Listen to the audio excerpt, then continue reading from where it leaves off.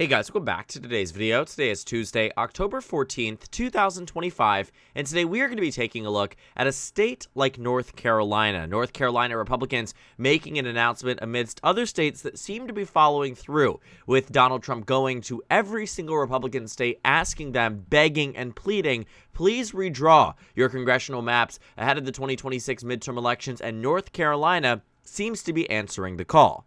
The Republican Speaker of the House and President of the State Senate issued a joint statement making an announcement that they were going to follow through with Donald Trump's request and draw out an additional Democratic district in the state. North Carolina, which already has an excessively gerrymandered map, Democrats routinely win roughly half of the vote share in the state, yet only have 4 out of the 14 districts across North Carolina Republicans are targeting. Representative Don Davis, who won his re-election in 2024 by 1.5 points here in the 2026 midterms, hoping to ultimately make this district really untenable for the Democratic Party, making it so they cannot have a pathway to victory in 2026 no matter what. And so thinking about the reasons as to why the Republicans might be doing this, it is quite obvious. At baseline, it is Donald Trump who is making this request, and it is the Republicans who are willing to just go ahead and greenlight it. North Carolina, unfortunately for the Democratic Party, does not have any veto powers bestowed in the governor's mansion that would allow for the governor to strike down any gerrymandering. The Republicans have stripped the governor's office of any veto power, given that Republicans typically lose the governor's mansion. And if they do have it, the Republican supermajority in the legislature or majority oftentimes comes with Republicans consistently redrawing their maps here. Essentially what they have done is revoke all power from the governor's office and return it to the state legislature, including on the issue of redistricting. Now, looking at the map that is already before us, I already mentioned that it was gerrymandered, but North Carolina actually has seen 3 different congressional maps in the past 4 years. In 2020, they were working with a new drawn map that was forced by the courts to be drawn to be more fair, because in 2018, the map was not fair. It was drawn to be an excessive Republican gerrymander. Don't even get me started on the 2014 map that you can just see clear as day exactly how insane the maps were and was going into the 2018 midterms. A newly drawn map, because in 2016, they forced a redraw. Democrats still ended up losing the majority of the seats here in 2018. They came close to victory in 1 seat, still ended up with just 3 seats across the state. A very successful gerrymander in 2020. A new map here ended up boosting the Democrats up an additional 2 seats. In 2022, the Democratic Supreme Court at the time, now Republican controlled, issued that the map must be ideologically aligned with the state itself, gave Democrats 7 seats in North Carolina, Republicans 7. It was roughly 50-50. Then Republicans won back control of the state court. They redrew the map in 2024, and they drew this excessive gerrymander. But now the hope is, on Republican side in North Carolina, that these 3 Republican seats, Democratic seats rather, stay the same, but this North Carolina 1st seat is drawn to be safe for the Republican Party. And it's yet again another example, a clear and blatant one, of Donald Trump going to these states and begging for additional seats because he knows that the pathway to the House majority is getting slimmer as the days go on, and it must be very difficult, I think, for the Oval Office to feel as if they are sleepwalking into an inevitable defeat in 2026, so he is trying to mitigate his losses in every single state that he can. And North Carolina just so happens to be one of them. And we made a video about this, talking about the visualization of a blue wave in the midterm elections. You can actually find it on the channel. We posted it in the past week, but we talked about what the map would look like just with incremental shifts. For instance, if we were to shift the map here exactly where it was in 2024 and boost it from Republicans winning the popular vote by 2.6%, which is what the margin was in 2024, and let's say Democrats win it by 2%, just 2% across this country, you find that the map gives Democrats 229 seats across the board here. Republicans at 206. It's not the most expansive majority, but it is the narrowest that Democrats could win by in the popular vote and feel comfortable about their chances in the House of Representatives. It's the same margin that Hillary Clinton won the national popular vote by in 2016. And it would give Democrats 229 seats in the House of Representatives. And I think that really scares and terrifies the Republican Party that looks at this as impending doom, realizing that the 26 midterms are, quite frankly, right around the corner. The 25 elections have not been going their way, and that given the history with the special elections and the off-cycle elections, Democrats have been outperforming expectations countlessly. and Republicans need to redraw the maps to have any chance at holding on to their already slim House majority in 2026. Now, North Carolina is not going to be the last state that decides to follow through on redrawing the maps. Heavy expectation now in Indiana as J.D. Vance visited the state for a second time alongside top White House officials to pressure the Republicans in the state to draw out the additional Democratic seat the Democrats have in the northern part of Indiana. What the Republicans are doing and what Donald Trump is doing is blatantly stealing seats from the Democratic Party to make it so they do not have a conceivable pathway to win the majority fairly, that they would have to well exceed expectations, and Republicans would be able to rely on unfairly drawn maps that disenfranchise the voters in their states across the board. And Democrats don't really have that much to counter it with, right? They've won a court case in Utah where if the map is implemented, Democrats have a strong chance at flipping 2 seats in Utah, which could mitigate losses that are being pulled away from them in Indiana and Missouri. But on the tit for tat, it is Republicans who today stand ahead. Now, pending what happens with Proposition 50 and how much Republicans lose on the Proposition 50 side, let's say, California gives Democrats more seats than initially was expected in Proposition 50, or maybe it's just the 5. Either way, Republicans are still going to come out ahead because they are waiting on Ohio, they're redrawing Indiana, they've redrawn Missouri, they redrew Texas, and they redrew North Carolina. And it's as if Republicans, they were always going to do this. No matter what the Democratic response was, as much as North Carolina Republicans are saying it's because of Gavin Newsom, I can guarantee you Donald Trump and J.D. Vance would have gone to Indiana, gone to Missouri, gone to North Carolina, because they know that even with Proposition 50, take that and separate it. Let's say it never happened in California, Republicans would still have gone for blood, because that's exactly the type of political party that they are today, because they know they cannot win. At least in 2018, they gave the voters the fair opportunity to reject their agenda.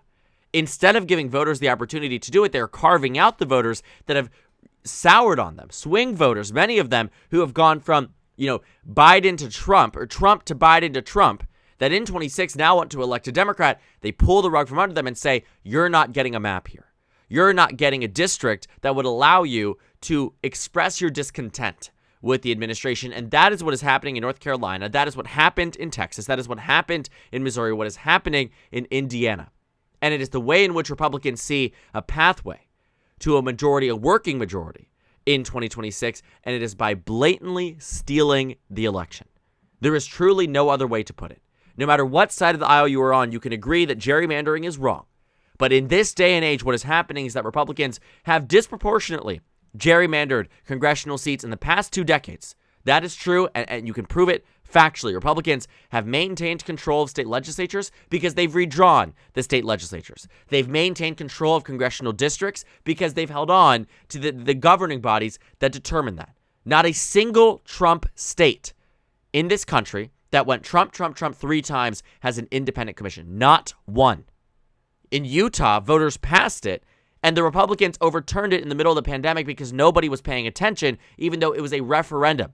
The Republican-controlled Supreme Court intervened 5 years later and said, wait a second, this is unconstitutional because you are violating the liberties and the rights of the citizens who passed the laws by and for themselves. And in North Carolina, there is no law against gerrymandering, but the courts have ruled against gerrymanders before. But the Republican court refuses to do so because they were elected to do exactly what they've done. Rubber stamp anything the Republican legislature has put forth, and unfortunately for the Democratic Party, there is no real recourse in the state because they don't have the ability to veto the map. They don't have agency over the state's legislature. They don't have a gerrymander, filibuster clause where they can go ahead and, prevent this from being upheld. It is going to happen, and Republicans will have an additional seat in North Carolina. And Republicans evidently do not care about the optics of it all because no matter what, they will draw the districts in a way that there won't even be a singular swing district. And maybe, just maybe, it will be the Democrats who will be defending additional seats across the map. Because Republicans have done this before, not just in North Carolina, but across the board. And it is that reason alone that you're now seeing them have the same exact willingness to go even further than they did when they redrew this map for 2024. And they are willing to axe out additional Democratic representation, all at the request of Donald Trump.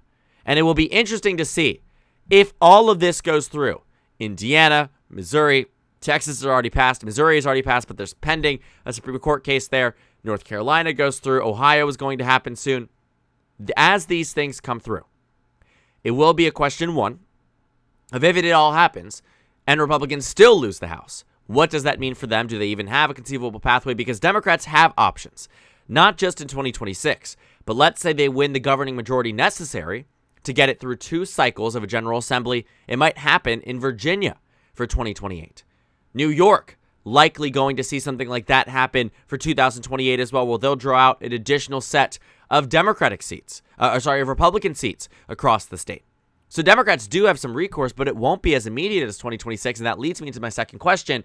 In the very limited states that do have the ability to redraw the maps and do have the governing majorities in the same way that Republicans do, states like Maryland, where you see that there's an itch here from the statewide Democrats to get something on the books, to get the legislature to move forward with the decision to redraw their congressional boundaries. Whether the courts will approve it or not is an entirely separate question. But the Republicans seem to have been very easy to greenlight this as quick as possible at the request of the president, and we don't know if Democrats outside of California are adequately responding to this moment, given that this is an all-out war when it comes down to redrawing the maps. Because Republicans and Donald Trump were going to do it anyway. And just because the Democratic state responds and mitigates some of the gains that Republicans are giving themselves by redrawing the maps here, it will still end up with a Republican advantage, and Democrats, let's say they lose the House majority by 3 seats in 2026. Let's say in worst case scenario for them, right? Proposition 50 fails.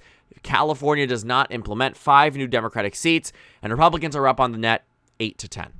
What you could see happen here is the map here that we were saying, okay, give Democrats that 4.6% shift, and let's say they win the popular vote by roughly 2 points. But let's say they win it by roughly 1.4%, just a 4-point shift. Democrats are right back up there at 229 seats, but then you start seeing it dwindle. 5 seats from Texas, now they're down to 224. 1 seat in Missouri to 223. 1 seat in Indiana, 222. 2 seats in Ohio, 220. 1 seat in North Carolina, 219. Kansas just put forth a special session to redraw their maps. 1 seat there down to 218.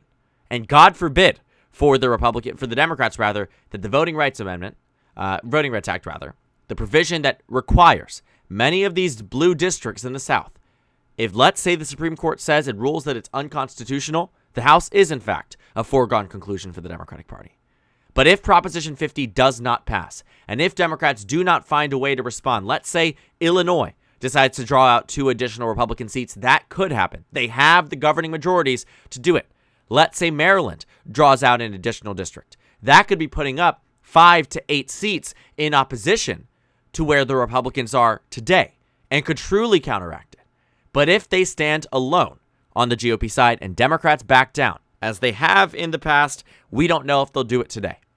But as they have in the past, if it happens, you could very well end up in a map where Republicans were supposed to win 206 seats, but we're now winning 216.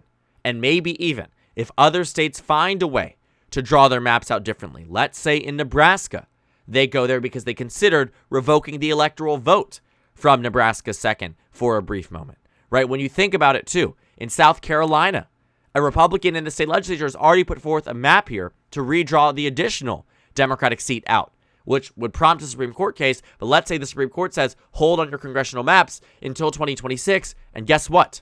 There goes the majority. So while Democrats still have the advantage and upper hand, a lot of it does hinge on what happens in the next few weeks with Proposition 50 in California and what Democrats are willing to do in response to this. J.B. Pritzker already gave Democrats an excessive advantage in the House of Representatives with his map for 2020 through 2030. But the question is, does he go further? In Maryland, does Governor Wes Moore put forth a new map? These are all considerations that need to be had right now, because there are very real realities in which Republicans, let's say Democrats back down, and Republicans expand their advances. They go from state to state. There's a very real possibility that it is the Democrats who come up short in 2026 if they are not willing to fight back today. So thank you guys so much for watching this video. Make sure to comment down suggestions below. Subscribe on the left if you haven't already, and check out the Instagram and Twitter. At the bottom left of the screen, there's also a Discord server for you to go ahead and join. On the screen, there's a video for you to watch, and then a playlist for my 2026 House election analysis videos. Again, thank you guys so much for watching, and I will see you all later today.